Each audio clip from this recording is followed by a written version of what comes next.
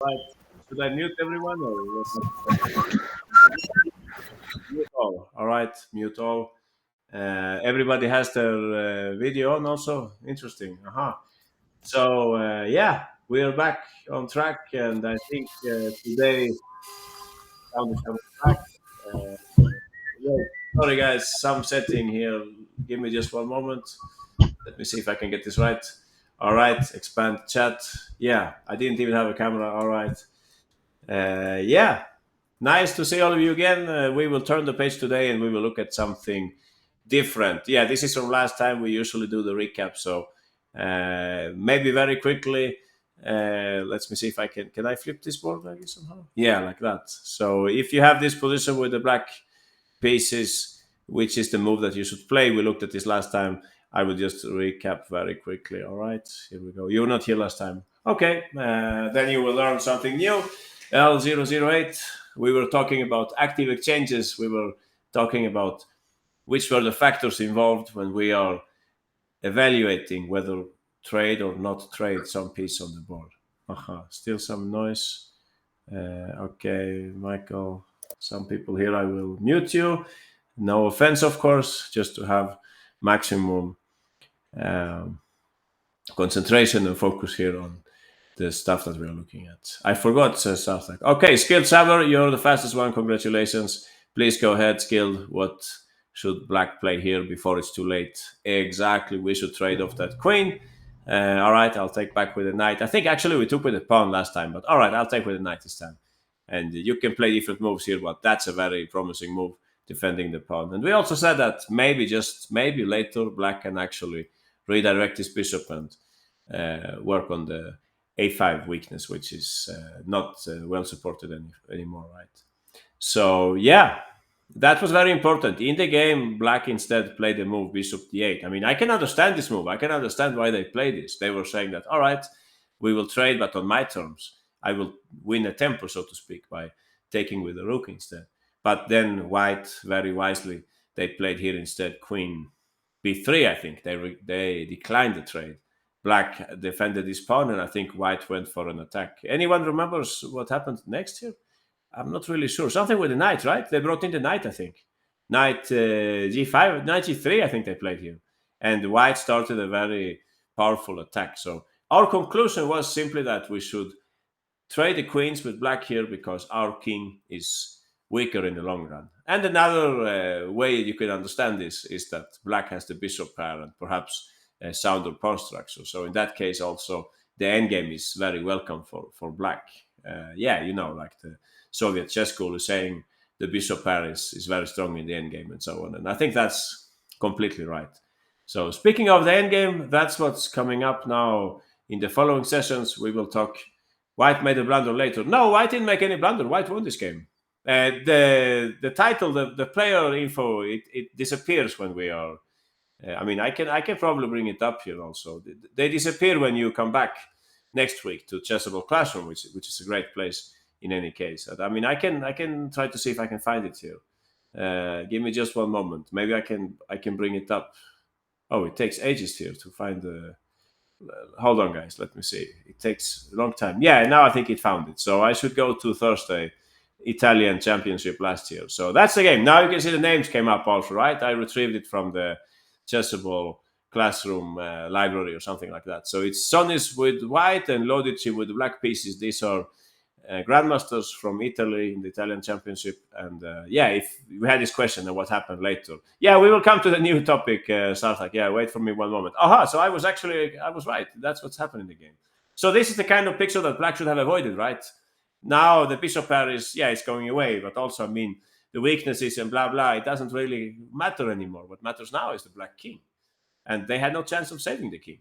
Um, we can, of course, argue about these moves. I think the computer might provide a better defense. You can see, clever idea, try to bring home the bishop to defend the king and so on. This bishop is really working a lot in this game. But yeah, it's too much now. That was a pretty move that somebody also saw last time. Bishop takes at 7. Whenever there is tension on the open file, tactics like that appear easily. No, we can see the point was that to take with the queen, so that if they take, we take the rook, right? So, oh, that's actually what happened in the game. Oh, we don't take the rook. Sorry, forget what I'm saying. We are simply bringing our pieces closer to the attack. And yeah, this was hopeless for black. Poor black. Their material up, but their king is too weak, and you can see that his knight takes and so on. So yeah, that's what happened in the game. Here, the game, no blunder from white. Whoever asked this, yeah, no blunder for white. This is how the game ended. Black resigned at this point. White didn't even bother to take on d7. They can do that next turn, they say. But we concluded last time that probably white's main threat here is to give check and then bring in the rook to g3, if I'm not mistaken. So yeah, that's what happened last time. So let's turn the page. So we will come back to more middle game strategy later this year, but now we will start looking at an endgame topic, and I am calling this equal but different. No, equal but different. So anyone, equal but different. What do you think we're talking about? Who is equal but different? Or what's? By the way, I sent a message to the chat, but it seems it disappeared. Can't I write in the chat? Where should I click on this button?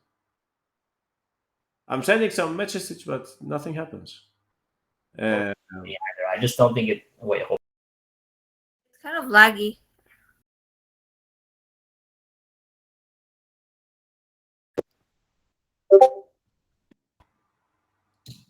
Yeah, hi again, guys. I don't know what happened. I was thrown out from here. I was, yeah. Yeah, I got kicked out. Yeah, exactly. We all got kicked out, maybe. Not my, not my mistake. Not my mistake. So I don't know what happened. Yeah, I'm sorry, but I think we're all back. So we were talking about the topic. No, we're talking about the topic. Some noise in the background. I will try to unmute mute some of you here. All right, thanks. So what happened? Yeah, I don't know. Some technical issue. So back. We're talking about equal but different. So what is that about? Equal but different. Who is equal but different in chess? Two moves of objective equal value. Yeah, that's possible. Knight and bishop, says Uskuk. Also L008 and Gordon. Yeah, exactly. That's our topic. Knights and bishops, supposedly, they have the same value. But I would say in most cases, their value is not the same, if you see what I mean. Yeah, that's another interesting topic. We had that, no, Princess Megan. Contrasting teams. Bishop and two pawns versus rook and things like that. So what we're talking about here is that bishop and knight are supposed to be worth 3 points, no? 3 points. Okay, but rarely they have exactly that value. No, they have that value. Either more or less. No? Either more or less. Very rarely you could say that they're equal, but in one single position, so to speak. So that's what we will talk about a little now. I'll bring up my first example. This is a very nice game by Shirov with the white pieces. You all know that Shirov, fantastic endgame player. Apart from being a very strong attacking player, he's very good in endgames also. And I wanted to show you this nice endgame. Yeah, sometimes a knight or bishop can be worth a pawn or rook. You're right. Knight can be 2.5. Yeah, it depends a little. So Shirov had his position a few years ago versus Khalifman, another strong grandmaster. And you can see that black is about to take this pawn on e5. Maybe somebody has seen this example before. Beautiful bishop. Yeah, that's very sarcastic. No, that's a terrible bishop. So first thing we should notice here, of course, is we should look a little at the pawn structure.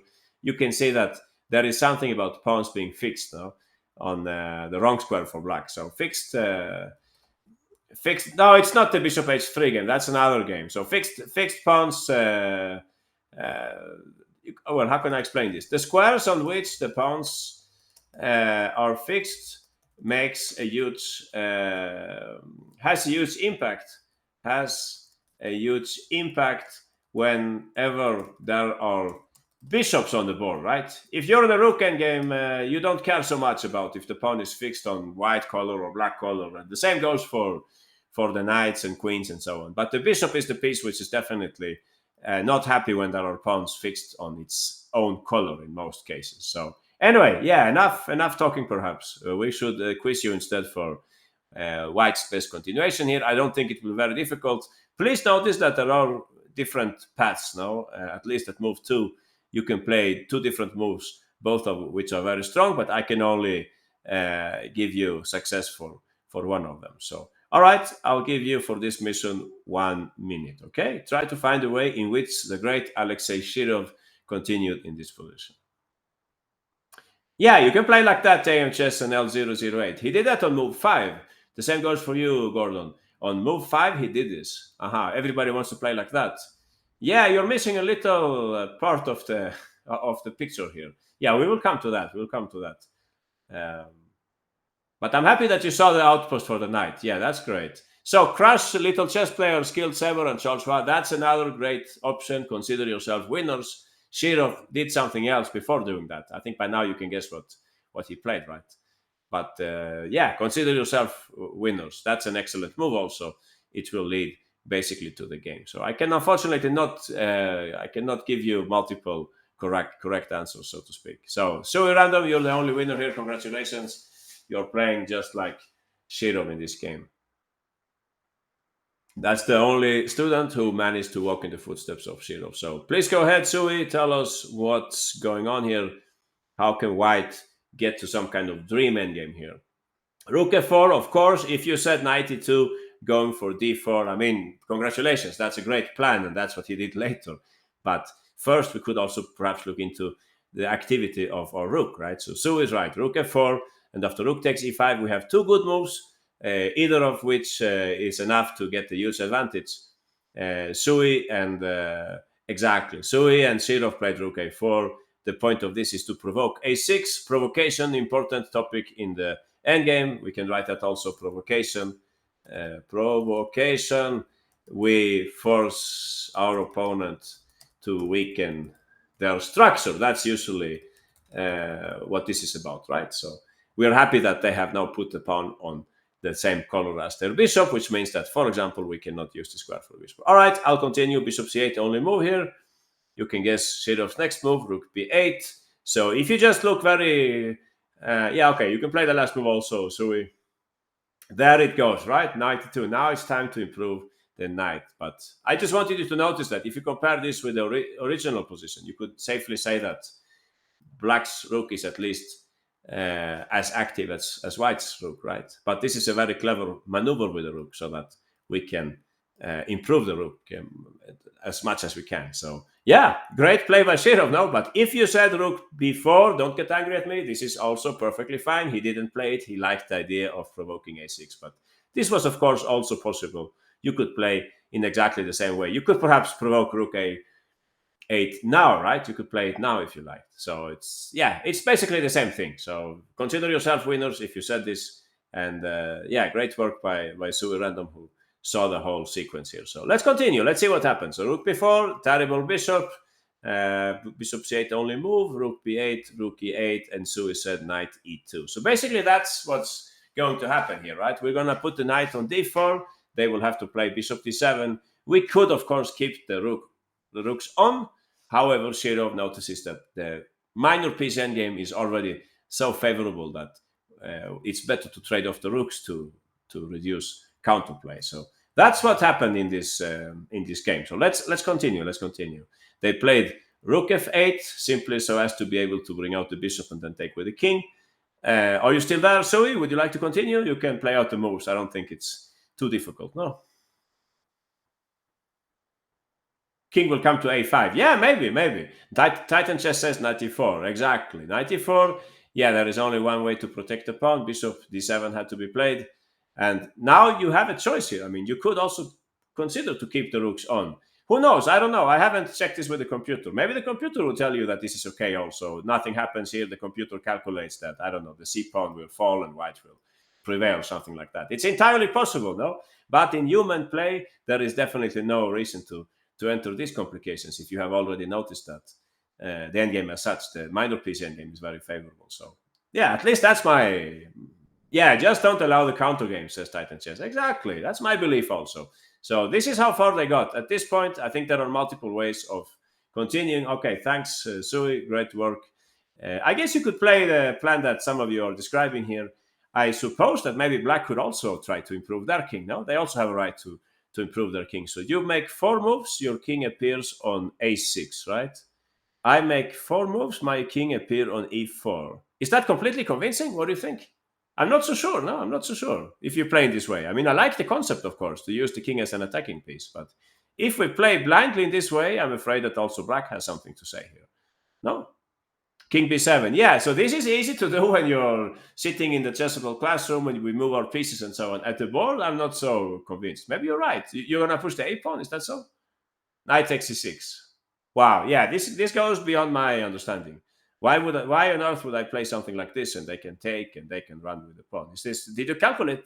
I think I'm queening here and white does not queen, or did I make some mistake here? I have a question. All right, shoot, please. Both queen. Oh, really? King takes d3, 6, 6, d2. Only I queen, I think. Or should I drink more coffee? Oh, at the beginning. Yeah, okay. So whose question at the beginning? A4 doesn't work. Okay, let's say what Titan chess says. A4 doesn't work. King takes d4. Very beautiful, Titan. Congratulations. You have seen something very pretty here. King takes, and anyone? What do you think black will play here? That's very nice. I have a second solution though, Titan. I don't know if mine is as pretty as yours, but Bishop c8 says Titan. Yeah, and the king comes back.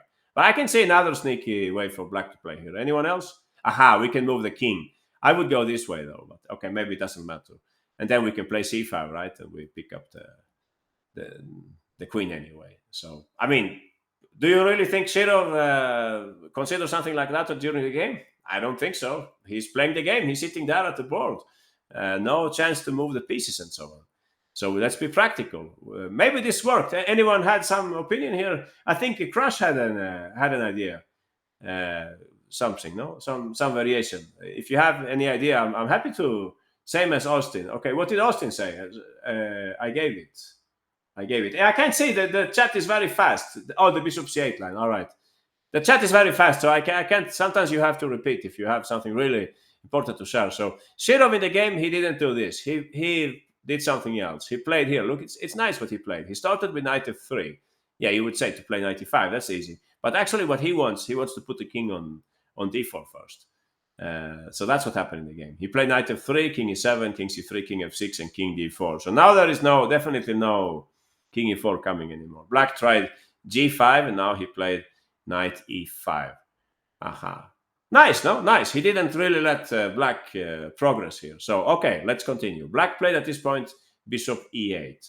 So, what do you think is the right plan for white here? Anyone? Black's counterplay is stifled. Now we have to hunt the queen set pawns. Yeah. So, what he did here, you can do this in different ways. But you can try to provoke the advance a5. If you manage to do that, you can later on build, you can create a pass pawn on the a5, right? Okay, I have a trivia question. Is there anyone here who has seen an endgame like very, very similar to this one in some endgame book or something? Something about knight versus bishop. Does this seem remotely similar to something else? No? Michael says he has. I think in yours. And yeah, I have it in mine. You're actually right. But it's not my original endgame, no? I didn't find it in the first place. I think I saw it somewhere else. I think it was maybe in Panchenko's famous endgame manual, or maybe in Dvoretsky's endgame manual. So let me show you guys. Or we can of course continue. Yeah, he played a4 here. Let's finish off this example. So he plays a4 because he knows this plan of bringing the knight. You can of course play knight e3 first also. I don't think there is a big difference, but maybe he wanted to keep tying the black bishop to c6 for another move. So he played a4. You can see that if a5, I don't know, even I would consider here to play b4 and run with the pawn. Does that work? Yeah, I think it actually works, no? Or am I missing something? This time you don't catch the pawn, do you? Or you do maybe? Oh, you do with b3 and take and... No, you don't catch the pawn, no? Is this unnecessary? Or it's just winning? I think this works for white, no? No, yeah, probably. For white, yeah, I think so. But okay, he doesn't need to do that, of course. He could just play knight e3 first and then play b4. That will also work. But anyway, yeah, a4 was played in the game, h5, and after knight e3, he's coming to b4. Black played bishop d7, so that, yeah, why did he play bishop d7? Yeah, to activate the bishop, I guess. I guess you could just play knight b4 and then come back and then play b4, right? but in the game he went back, and then he's continued with a5. Yeah, maybe to win a tempo on the clock, and then he's ready to play knight e3. So black resigned at this point, because after knight before next turn, no way black can keep both pawns defended, right? So yeah, nice. Yeah, happy to repeat, exactly. So that was a nice game by Shirov. So my gut feeling is that the last part of the game, it was actually not so difficult for Shirov, because he had probably seen this other example, which I think, yeah, most players who were born in the Soviet Union and so on, good endgame formation education. And this game is very, very famous. Let's do another trivia. The oldest living grandmaster, the oldest grandmaster in the world, who is that? Averbach, you're right, Titan Chess, congratulations. And here is Averbach. Oh, he's dead. Oh, I'm sorry. But he was around for a long time. I think he got up to 100 years. I was once traveling in an airplane next to him, by the way. Yeah, we didn't talk too much, unfortunately, language barriers and so on. But anyway, this is Averbach's game back in when was this? 1949. 1949. So I have a question for you guys. Lilienthal, another very legendary player. Should black play d5 or a5? You have these two options. Should we play d5 or a5? Question for you guys. I think 99% of you at least will know the right answer. We should play a5. Everybody says a5. You're right. a5, good move. Playing a5, we're able to play maybe a4. And even if we won't make it, at least we have fixed the pawn on the right color, so to speak. Look what happened in the game. Lilienthal was a great player, but he had a bad moment here. He played d5. And you can all guess, of course, what the great Averbach played. Of course. So Averbach, he played c5. So now you can say it's actually rather similar to Shirov's game, right?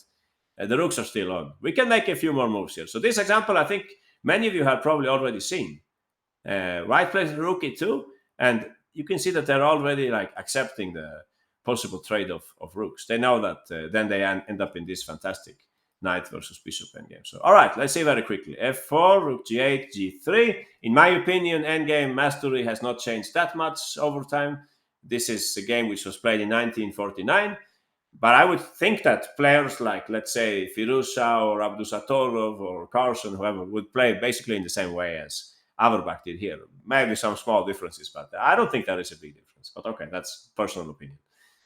Rook e3, rook e8. Finally, black says we will trade rooks. He didn't really see what to do. I guess also white, when he plays rook e3, perhaps he's already considering some plan like that also, possibly. So black says, all right, let's trade rooks. And then you get into our endgame now. So g4, and this is another interesting moment, because what Averbach had noticed, of course, was that if g5, white could just take, right? We can just take and we pick up this pawn for free.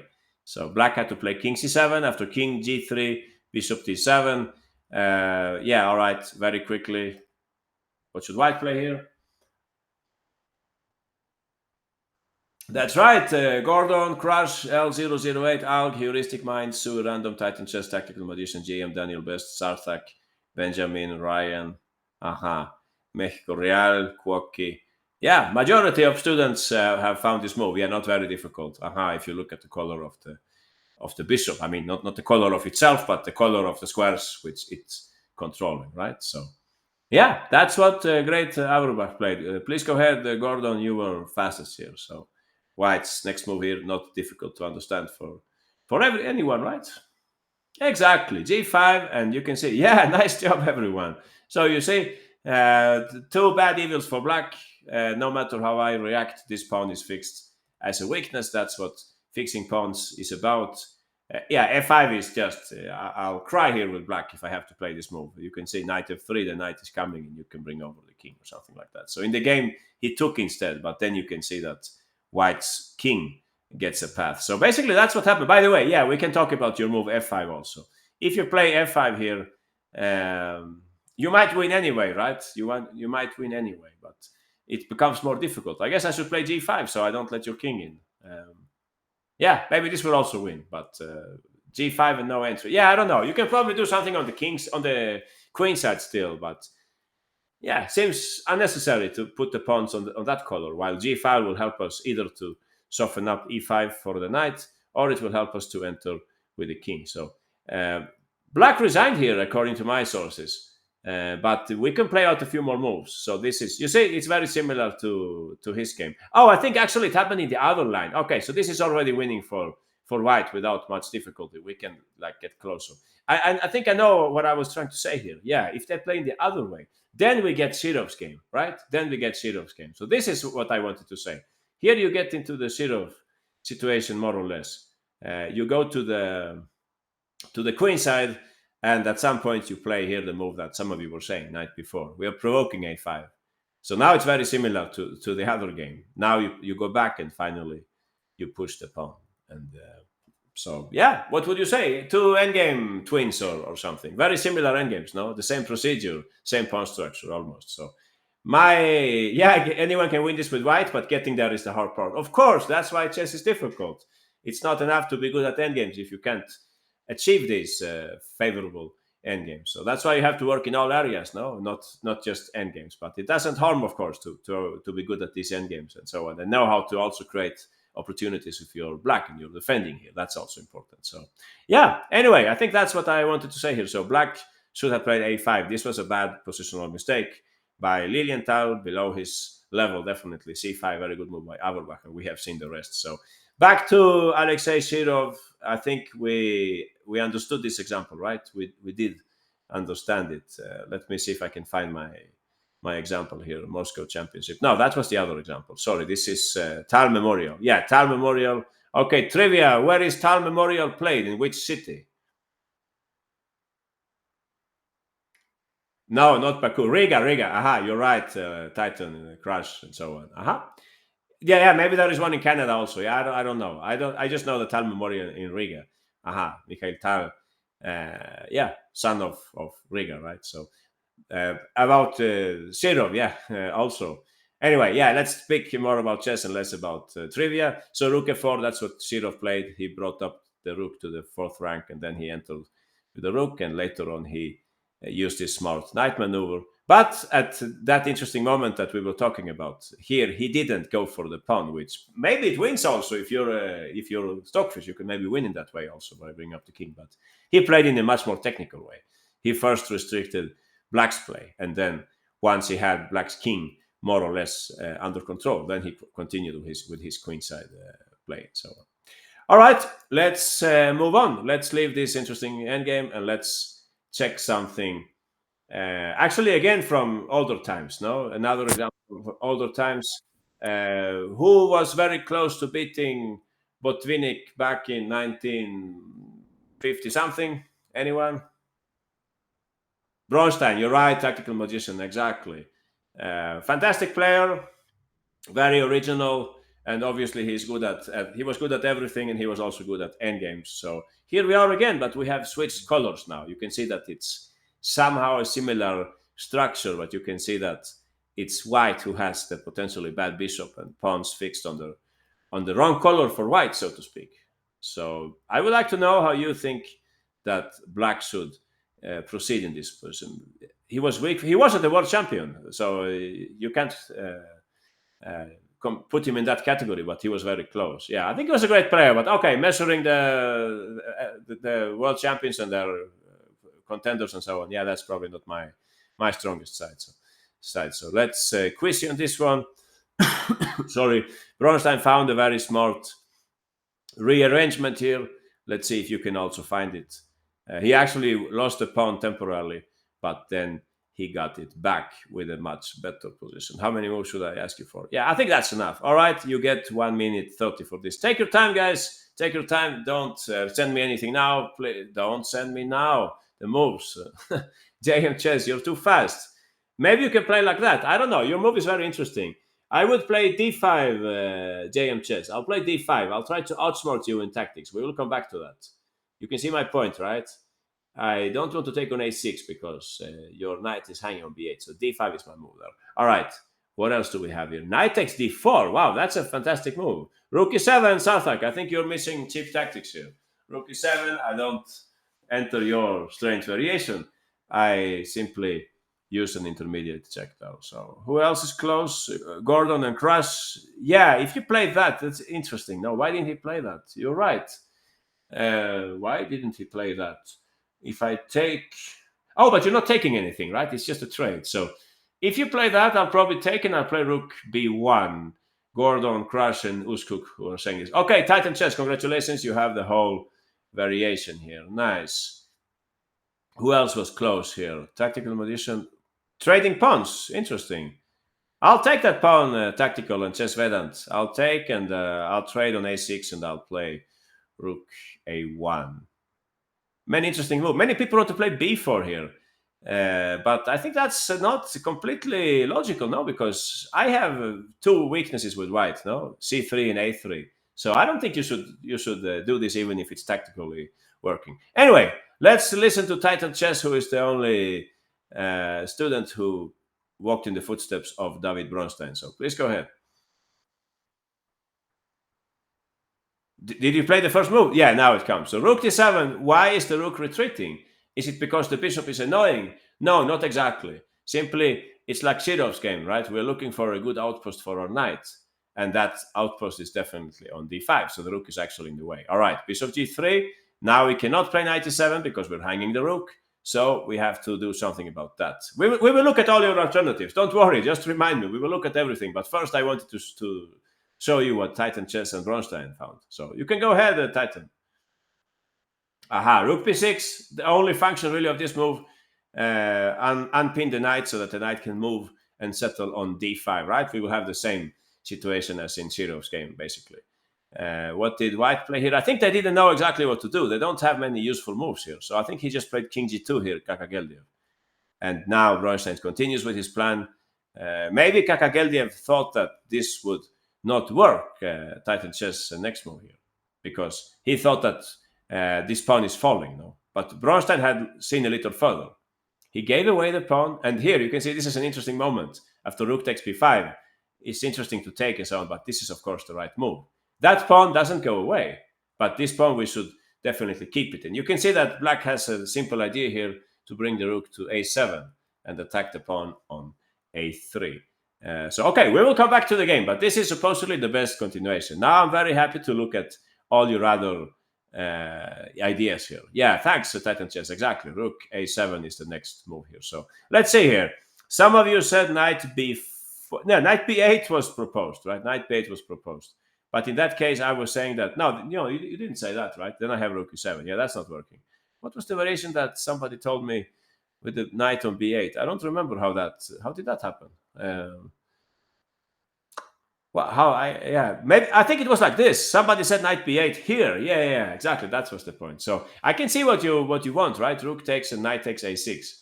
But white has exactly tactical position d5. That's a heartbreaker for black because now the knight is hanging and I cannot take because they take with a pawn. And if I take like that, suddenly they have rook e7 and they pick up the knight. So that's not working. Then other people were saying knight b4. I understand. It's the same idea, right? It's the same idea of somehow rerouting the knight. But if I take and I play rook b1, yeah, I think that's what I would play here. I wonder if I can get a4 in. So, d5 still works? Sorry. Somebody said d5 still works. Well, that's a very good point. Maybe it does, no? Yeah. You're right. d5 is very clever. I didn't see that. But it's the same idea, of course. Take with the knight, I drop the rook. Take with the rook, I drop the other rook. And rook takes, I drop the knight in the end, right? So, yeah, unless anyone can convince me that this is there is some flaw to this, but I don't think so. Also, if I move the rook, obviously they'll take my knight. 93. Yeah, but I'll take and I'm protecting the bishop. So that's, total disaster. So I don't think this works. Interesting. That could be an exercise. No, after knight b4, what is white's best move? So you have to have like a tactical eye here to understand that sometimes when there is tension and things like that, look for unusual moves like d5. Interesting. All right. Too many hanging pieces. Exactly, Uskuk. That's a good way of describing it. So many people played knight before it. It looks like a losing mistake. Interesting, no? Maybe Bronstein saw this. I don't know. It's too late to ask him, of course. Knight b8, we looked at that already. Any other move that you would like to look at? I'm happy to do that. Rook e7 was proposed also in this position. Aren't you walking into d5 again, or is that? That looks a little annoying. No, that looks a little annoying. Rook takes, and maybe you can take with the rook, and I think we have troubles again here, right? Yeah, what's wrong with rook e7? That's what we're talking about, right? d5 must be stopped. I agree. I agree. That's the worst enemy for black right now in this endgame. All right, I think I'm checking some of the moves here. Yeah, knight takes d4 was also proposed. Yeah, this is wrong for at least one reason. No, I can take and I end up with a material advantage. So um, I think he did the right thing, unless someone can show me the opposite. I think he did the right thing. He played rook d7, yeah, and here he played the move rook b6. Very simple. He wants to bring the knight to d5. So white doesn't have really useful move here. d5, it's not working anymore. We can just take it. King g2 was played by white. Yeah, I don't know. Probably there was something better, but it doesn't take away the merit of Bronstein's plan. So now we go for the knight maneuver, and I think we can come back to the game now. So rook b1, some of you said here rook d5. I think I know why Bronstein didn't play that. Anyone? What would white play here? a4, maybe. I can see another move here. Yeah, exactly, Titan. Bishop c7. Exactly at the right moment when we can't play knight e5. So, I mean, not that I'm caring so much about the b pawn, but the problem is if I let them take that pawn and they put the bishop here, I think it's already starting to look a little suspicious. So, yeah, Bronstein, Einstein, exactly. I would think the same. Very strong player. I think sometimes he has been underestimated also by chess history. But okay, that's another story. Let's continue with the game. So rook b5, rook b1, sorry, knight e5, rook takes b5, and king e6. As simple as that. Good teamwork by the black pieces. As you can see now, the king is taking over the defense of the knight so that the rook can be used for other missions. f4 was played in the game. If f4, then f5, says Titan Chess. All right, Bronstein didn't play that, but I don't think it's a mistake, what you're saying. I'll guess that he would take it, and maybe he would bring up the king. Is that possible? You should play something like g6, right? So you can come back with the king and you don't get annoyed by f5. But maybe I can play on my side. No, I can play something like that. I'm just guessing now that something that like this might happen. And maybe if I can trade off that pawn also, it would be helpful for me. Or is this bad? Yeah, king e6 and yeah, I don't know. I'm just saying that maybe if the pawns are traded, it makes it easier for me to make a draw, or is that wrong thinking? If I could like eliminate this pawn, it would be fantastic. No, but maybe I can't. Yeah, maybe. I don't know. I don't know. This is something to look into. I would definitely think white is close to drawing here. No, maybe rook down, and we can play bishop here, and if you play rook check, I can come. Well, it looks a little scary though. Yeah, I don't know. Yeah, it's still. You're right. This is probably not so. Knight b1. How can you play knight b1? Rook takes e4, knight d2 fork. I don't follow. Oh, knight b1 here. Wow, you're really good with tactics, no? Knight b1. No, not here. Not here. When do you play knight b1? Sorry. Here, knight b1. To fork me there. Yeah, I guess I play king e3 then. Is that convincing, really? There is also another, old Russian saying. How is it? The worst bishop is better than the best knight. Well, Shirov's game and Auerbach's game would be good proof against that saying, no? But I think white's not worse here. The knight is suspicious, yeah, I think the same. This game can end anyway. Wait, says Titan Chess. All right, we'll wait for you. Knight a3 looks savable, but the point was not savable. The point was to get an advantage, right? So I understand your move. King f5 to block him on the light squares. No, I understand it, but he actually played something okay better than savable. King d6. You're right, Uskuks. That's exactly what Bronstein played. So that now that the bishop is not touching the king anymore, we can move over with the king. So that's what happened in the game. f5, king c6, rook b1, and Bronstein is very patient. Of course, he doesn't take the pawn. That would be silly. No, it let me take the most dangerous pawn. So Bronstein played simply. Yeah, b5 should also be fine. Yeah, exactly. You can play that also. He didn't play that, but that looks fantastic. Look, it looks very much like the other game now, I would say. Yeah, you have rook here coming up and so on. Yeah, he played rook a7, but yeah, it doesn't matter. This is just a luxury choice. So many moves are good here. Rook e1, white is trying their best to create counterplay, but it's just too late. Yeah, where did that king go? Well, not a very difficult question, of course. Aha, king b5. You're right, Gordon. Of course, bring in the king. Yeah. This is a nightmare, and white was too slow with their counterplaying. You can see the knight is still very strong, right?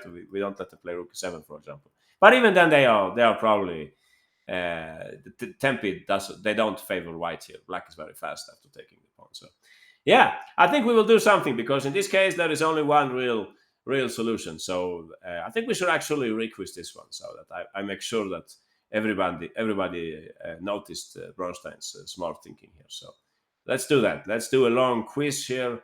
Let's see if you can remember all these details that we looked at. And as you can see here, speaking about endgame knowledge, um, looking at the good old games, it's not in vain. No, you can learn a lot. You can pick up a lot of things from the good old classical games like Bronstein or Averbach. Endgame mastery hasn't changed that much over the years, I would say.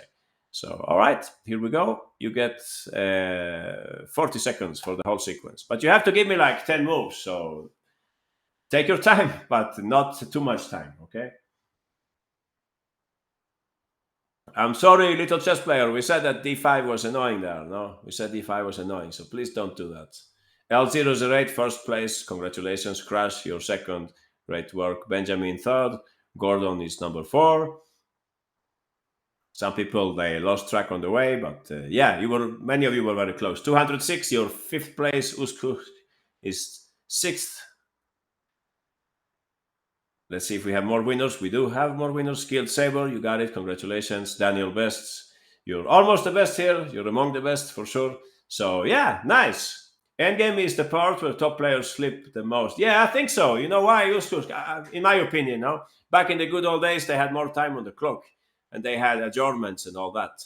Nowadays, there are so many fast games and rapid games, and it's simply difficult to have the same precision as Smyslov had. But in my opinion, that's maybe the best of all now. That's the number one endgame player is Smyslov for forever. Okay, you can probably put Carson in a competition, but yeah, Smyslov for sure it's one of the very best. But in his days, I think he had a little more time on the clock, right? Nowadays they're down to increment and they have to play quickly. So yeah, you're right. It's harder because ideas become more abstract. Yeah, maybe you're right, but sometimes it can be very concrete also. But anyway, yeah, who should you L008? You can play this out very quickly, right? Then we will leave this example. So please go ahead, L, as fast as you can.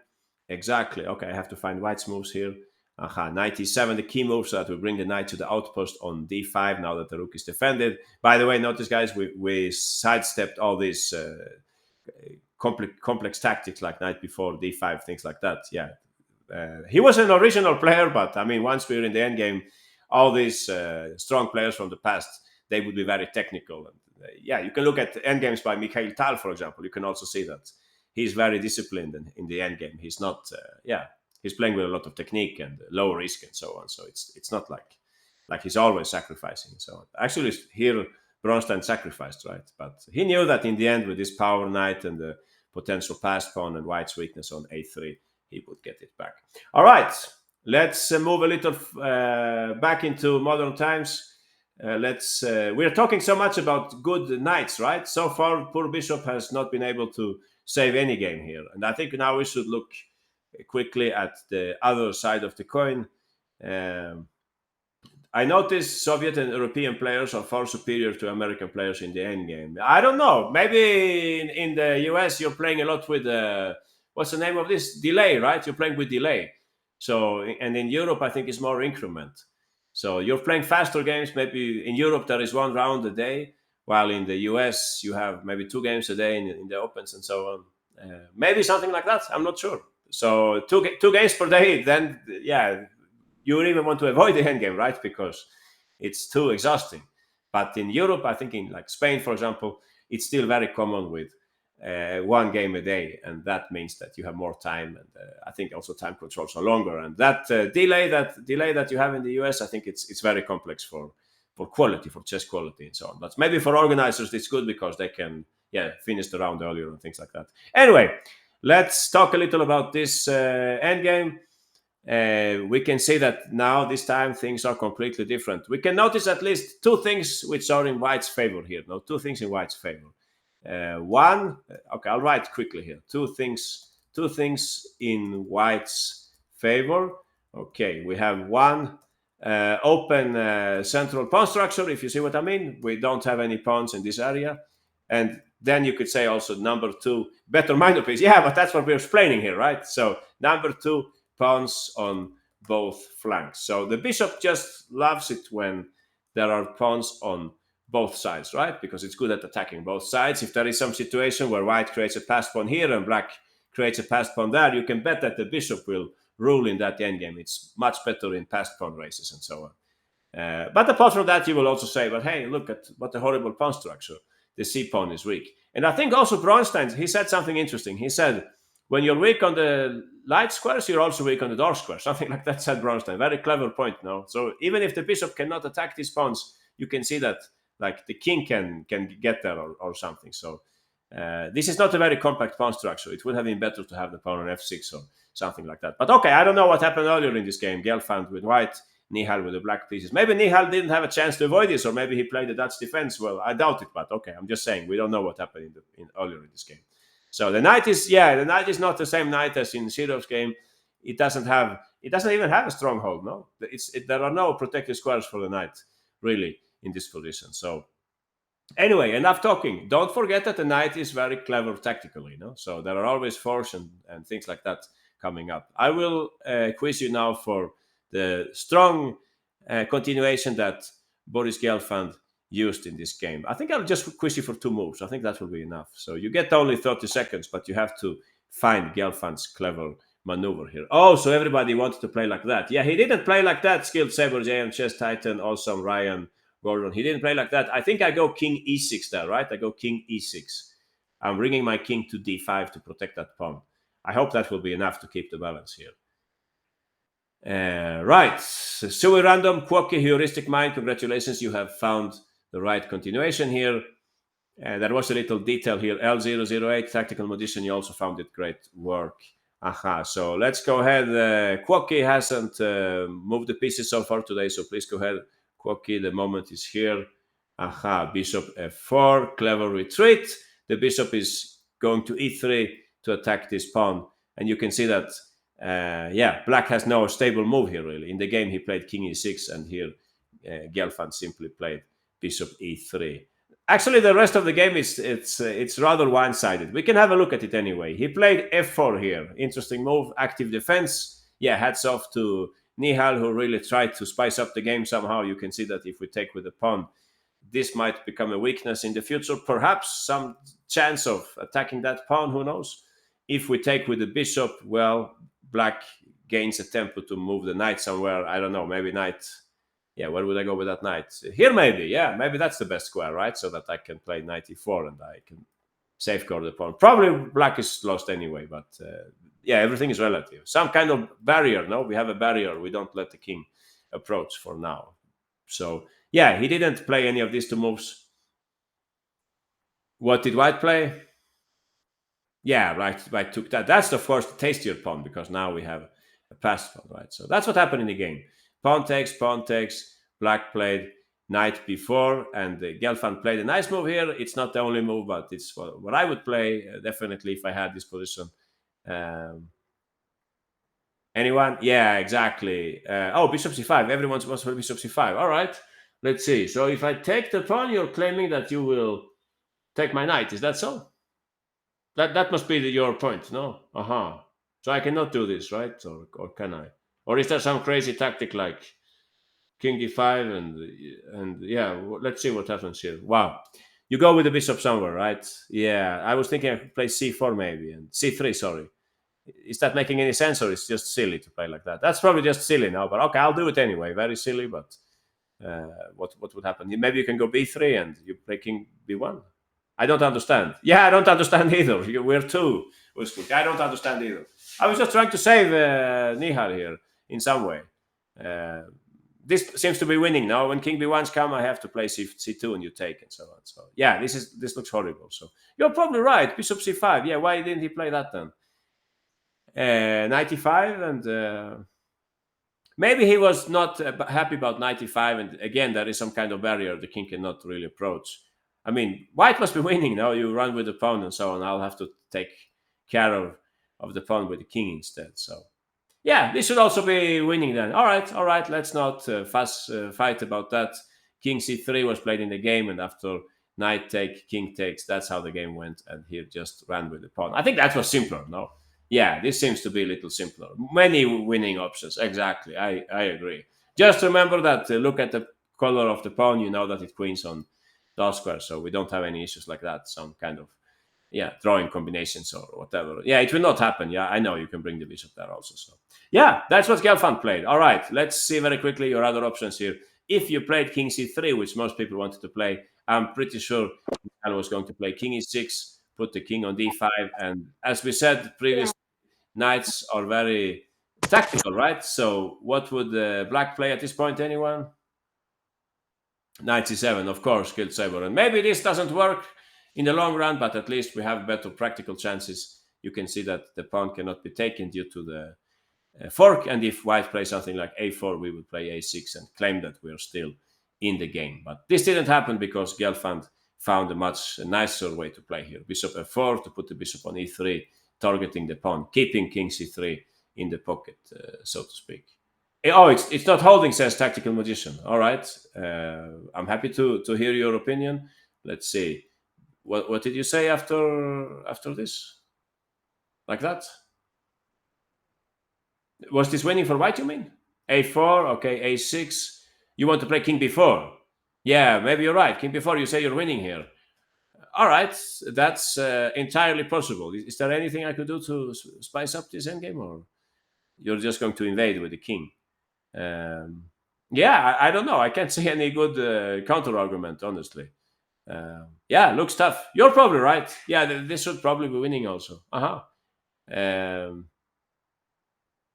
Okay, I have one question then. I have one question. You will have to calculate this at least, right? You will have to calculate it. I guess you're winning, but I'm just asking out of curiosity. I don't have a chance here, no? Did you calculate this tactical? You did, right? You saw king b5 here. All right, great work. That's probably an important detail, no? I think most other moves might lead to draw here, but this one wins. Yeah. Oh, king b6 also wins? Really? If I take and I queen? You pick up my pawns over there. Yeah, but okay, that's a queen endgame. Winning for white, but I prefer king b5. So anyway, I think that's okay also. But what Gelfand played, in my opinion, it's more technical, and it minimizes the amount of variations to be calculated now.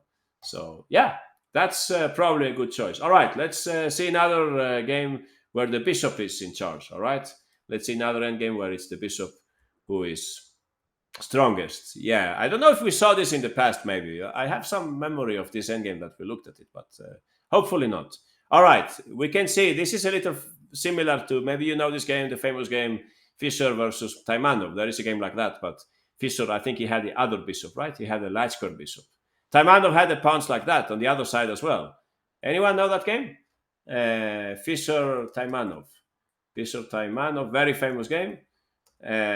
Bishop versus knight, 6 pawns each, symmetrical pawn structure. So yeah, if you haven't seen it, you should look at that endgame. It's just an immortal endgame, a little similar to this one. Safe to say, black is not happy about having the pawns fixed on that side. However, I think there is only one way for white to win this game, and Nepomniachtchi definitely found it. Yeah, this was not so difficult for him.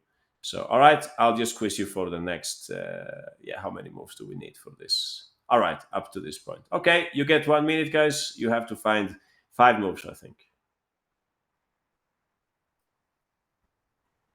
If you play that, I have drawing chances. No, Skilled Saber and JM Chess. Don't forget the barrier. No, I can use the barrier here if I'm not mistaken. But okay, I might be wrong, so we can talk about this. Maybe I'm missing some detail here. But that's not what he played in the game. Wow, Bishop c7. How is that possible? Tactical Magician, that's pure magic. If you can make that work. Okay, we'll talk about it. Benjamin and Sword of Souls, you're extremely close. If you play that, do I have Knight f7 and I have a barrier? Did you check that? Okay, we have some winners here. Pikachu, first place. GM, second. And 206, your number 3. Congratulations. That's exactly how Nepo proceeded in this game. Wow, so many people want to play King f4. But what do you do against knight f7? I don't follow. Yeah, we'll see. We'll see. Pikachu, please go ahead. You are the fastest thinker here. So let us know what's going on here. Pawn takes. We usually don't trade pawns when we're better in the endgame, but there is a very concrete reason to do this. We need to enter with a king, and that's what our f pawn will help us with. So that's exactly what happened in the game. They played at this point, I think. Did they play knight f7? Yeah, I think so. They played knight f7, right? So black is trying to get to f5 in time, but Pikachu doesn't give any chances like that. f5 came here. You can see that going into the pawn endgame is terrible for black. White's king is simply too active. I think he played. Yeah, I should know what he played, right? What did he play here? Knight h6 he played. Yeah, exactly. And Pikachu simply makes sure that the king moves away. And now our reward, we can finally pick up a few pawns on this side, and that's how the game continued. Yeah, obvious, but king e5. All right, guys. Yeah, thanks, Pikachu. So let's check from the very beginning. If you said king f4, I will play knight f7. I will claim that it won't be easy for you to enter with the king anymore. You can see that if you take, I have some kind of barrier on these squares, right? And I will keep my king close to the c7 square so that you can't enter there. So stupid barriers, yeah, but very useful if you're sitting with a knight, right? Then what else did you say here? Yeah, bishop c7, but I don't really take that seriously. No, I take it, and I don't think you can make this work tactical. I think I come back, and maybe I can also use my knight for a counter attack or something. King f6. Okay, tactical. We are here to analyze. Yeah, what would I play here? Knight c6 maybe. Take, check, take. Yeah, I don't know. Tactical. If this was a blitz game, I would play something like that and try to pick up this pawn and run with my e pawn. Yeah, that's my main asset here in this endgame. So if you play like that, I'll play like this, and I'll take this guy, and I will just hope that I'm faster here, tactical. So yeah, I don't believe in this so much. Yeah, maybe. Yeah, we don't know. Interesting idea, but not fully necessary. No tactical if we already have a substantial advantage. So some people, let's see what else is here. Yeah. Don't play g5. I won't give any names, but don't play g5. That's going to make it very difficult to win this endgame, right? Because now definitely there is no way for the king to enter. All right. What else? So if we look at the main variation here, pawn takes, f4 to open up a space for the king. And Nakamura played knight f7, right? f5, knight h6. So if you played f6, safe to say Nakamura will play at some point knight f7, and he will make it very difficult for you to win because you can simply not progress here. Correct me if I'm wrong, but I would say these three pieces make sure that your king cannot enter, right? This looks like some kind of fortress. Yeah, exactly. So yeah, f5 should be played, and definitely we should play also f takes e6. So I think that's it about this endgame, right? I think we understood this. Yeah, knight bishop c7. Let's see what happened later on in the game. Knight f5, and we talked about this briefly, right? We said that, I can write that here. Bishops are stronger in mutual passed pawn races, no, or however you would express this in English. But yeah, you see what I mean. We're very happy to have this kind of situation. The pawn is running, and we can pick up the other one, and the bishop has no issues controlling black's h pawn. So yeah, that's how the game concluded. King g5, and white later on went on to win. Yeah, I had only one example left. We can take it very quickly. All right, let's take the last example. One more example about the bishop. I think that will be enough for today. But this one we can come back to maybe next time. But let's take one last example very quickly. With rooks on, like we started today, we looked at Shirov's game where rooks were on. Shirov traded off his rook, but there is also a good old saying. They say that bishop and rook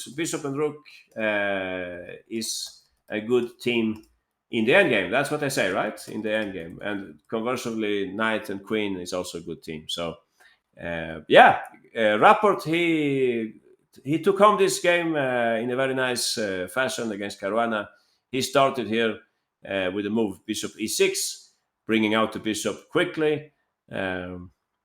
The pawn is hanging. You can see that this kind of situation is very much to the bishop's taste. Again, we can say, right, no central pawns, but pawns on both sides. And of course, you could also say that, hey, this is much favorable for black because they have a pawn majority on the king side and white has this weak pawn. So you're probably right in that. So I would also say that the less compact the pawn structure, the opponent's pawn structure, the better for the bishop.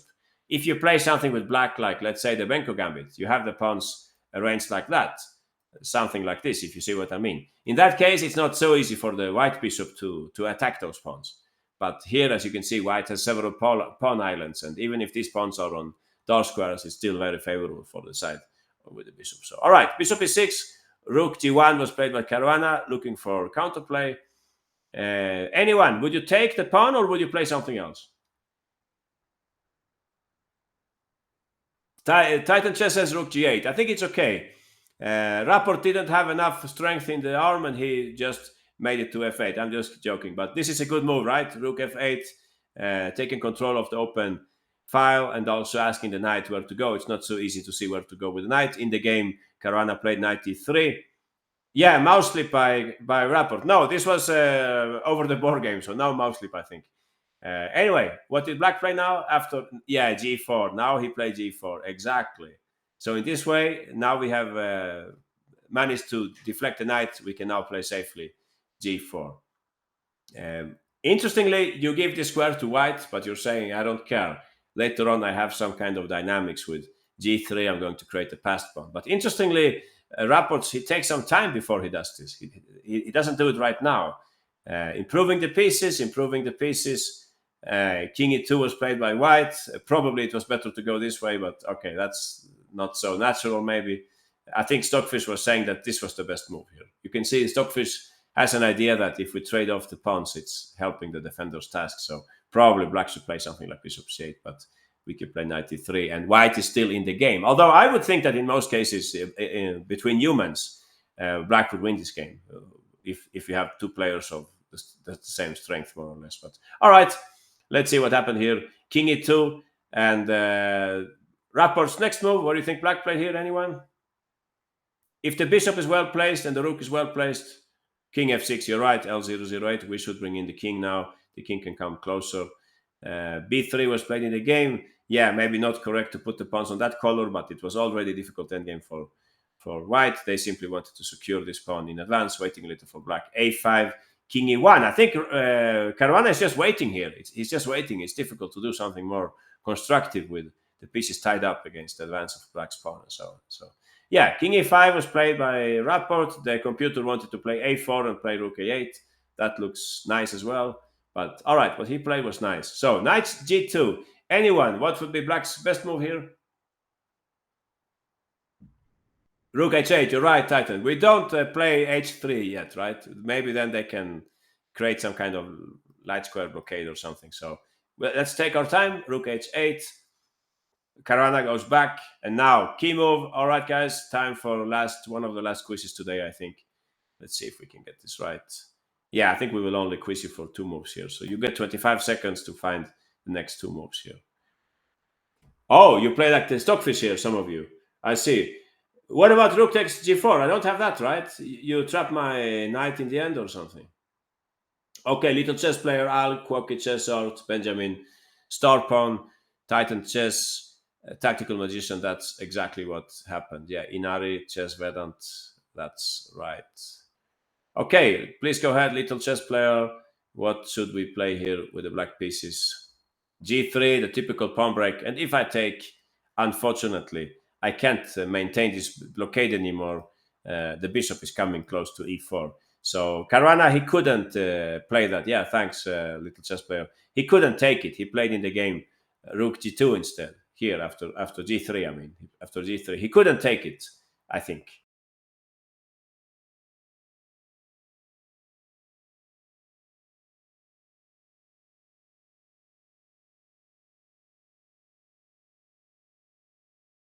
To block somehow with knight. I don't know. Should I play like that?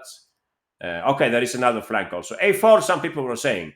So if you play A4, it's probably okay also. I was thinking about this but it's probably not working now because you trapped me in the end. Yeah, I can't do that. So a4 should also be interesting. Yeah, I think that's another good option. Yeah, you're right. Uh-huh. Okay, let's see the game quickly here. Rook h4, rook h8, knight f4, and g3. So Caruana had to play rook g2 instead. We take the moment to bring in the bishop, and after rook d2, now he actually played h3 here, Rapport. So he's still keeping white guessing as for this pawn. Will it advance or will it take on h2? We're waiting a little. So poor Caruana, he can't really move in this position. You can also see that if the knight moves away, there is a move like that also, perhaps. So yeah, very, very difficult for poor white in this game. They played a3. Yeah, that can only be interpreted as some kind of waiting move. And yeah, you have a few different winning options here. Anyone? How would you win with black here? Anyone? Rook d8. Yeah, that's what he played in the game. Oh, aha. Bishop d2. That's another move that I think is also quite nice. So that if knight takes, you take on h2 and you queen, I guess. Yeah, why didn't Rapport play like that? I don't know. Looks winning also, in as far as I can see. Maybe he didn't want to allow that and take. No, I don't think so. Yeah, that should be winning also. Yeah, rook d8 more fancy. Exactly. It's a pretty move, right? Beautiful move. You can see that white would, of course, love to just give back the rook for the pawn, but we can't do that, right? After rook takes d8, g takes h2, the other black pawn is preventing that. So, and the bishop is completely dominating the knight, you could say, in this example. So yeah, nice move by Rapport. Rook d8, rook b2. And last move in this game, there are many ways to win, of course, but the nicest move here, what do you think? Bishop f3, exactly. Bishop f3, and white resigned because, as you can see, if we play h takes, black can give check and then just queen the pawn, right? That's, I think, what will happen here, right? Oh, we have some comments here. Knight g6, you're saying? Knight g6, what was that? When did that happen? Knight g6. Oh, here, knight g6. Interesting, but I think I can just take it now, and it's the same thing, or what am I missing? After bishop d6, after bishop d2. Oh, I see. In this variation, you mean? Here, you mean? If bishop d2, there is knight g6. I don't know what happens after that, but I feel like I'm going to queen, or is that not working? Yeah, it seems many ways lead to Rome here. So yeah, nice game by Rapport. No, I liked it the way he played here. Bishop e6, rook f8, and so on, showing us a little about how we can slowly improve our position. And he had a very nice tactic here later on when he played. What was it? G3, no, at this around here, no, around here. This was a nice tactic with G3 and so on. So that's what the bishop likes, open positions. All right, guys, I think that's it for today. We will continue next week with the same topic. Thanks to Chessable, thanks to Chess Dojo, to Greg Shahadi at USCS. Thanks to all of you who attended, and see you next week. All right, thanks. Bye-bye.